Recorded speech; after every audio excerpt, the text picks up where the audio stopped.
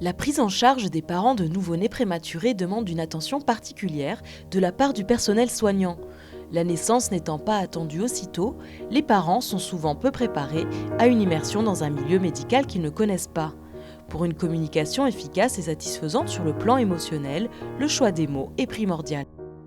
D'un point de vue du soignant, ce sont des mots techniques qui n'ont pas une grande importance. Donc, par exemple, on va parler de gavage pour la nutrition par la sonde, on va parler de box pour une chambre. Et ça, autant entre soignants, c'est technique, ça n'a pas c'est pas malveillant du tout. Mais pour des parents, ça peut être extrêmement mal perçu de sentir que son bébé est gavé. Et donc tous les jours, vraiment, on a un combat par rapport aux mots utilisés. C'est très important. Chaque mot a beaucoup de valeur et nous, on peut voir en consultation de suivi des parents qui vont nous raconter plusieurs années après quelque chose qui les ont choqués en néonatologie et finalement, c'était juste un mot. Donc il faut y faire très attention. Pour valoriser les compétences parentales, rassurer mais aussi informer, il faut choisir les mots justes. Une tâche difficile, tant les demandes parentales peuvent être différentes selon les situations. Les bons mots ne sont pas non plus évidents à choisir, puisque certains mots peuvent être, entre guillemets, acceptés par des parents, et par d'autres, être choquants.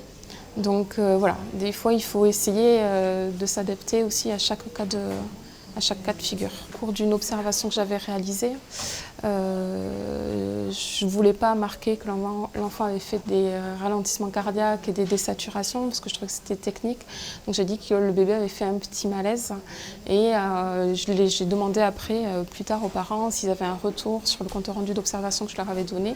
Et ils m'ont évoqué que quand ils avaient vu et lu le mot malaise, ça les a beaucoup chamboulés, ils en ont pleuré parce qu'ils n'avaient pas réalisé que c'était un malaise. Donc après, par la suite, j'ai fait attention de ne pas utiliser ce mot. Mais c'est vrai que après c'est difficile parce qu'il faut dire aussi la vérité aux parents, il faut leur expliquer les choses, il faut trouver les bons mots, c'est très compliqué.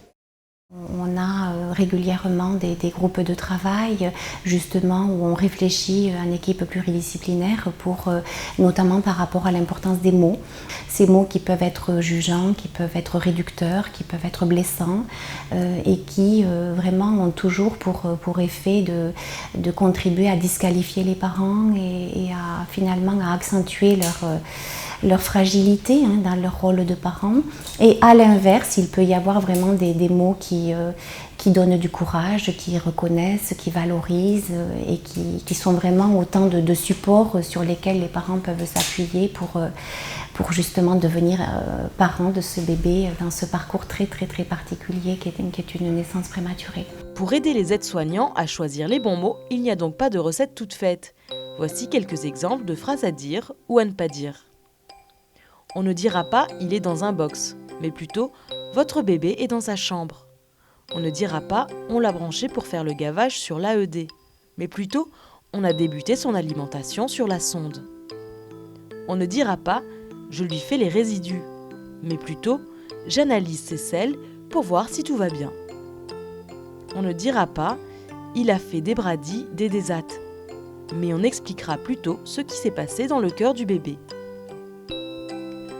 De manière générale, il est préférable d'éviter les mots qui prêtent une intentionnalité aux enfants, comme par exemple « il est coquin », « il n'a pas été sage » ou encore « il fait exprès d'enlever sa sonde ».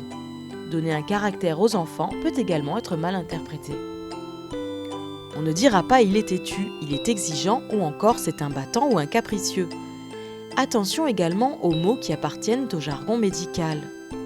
On ne dira pas « ce matin on a dû le nouiller », mais plutôt on a mis au bébé un cordon. Sachons utiliser les mots qui réconfortent, qui soutiennent et qui reconnaissent et valorisent le rôle de parent, les capacités du bébé. Comme par exemple « Comment allez-vous aujourd'hui ?»« Comment trouvez-vous Émilie ce matin ?» Votre fille a l'air de beaucoup apprécier d'être dans vos bras. Il est très détendu dans le bain quand c'est papa ou maman qui lui donne. Vous êtes une maman très courageuse. Vous avez été très fort pour traverser tous ces moments difficiles.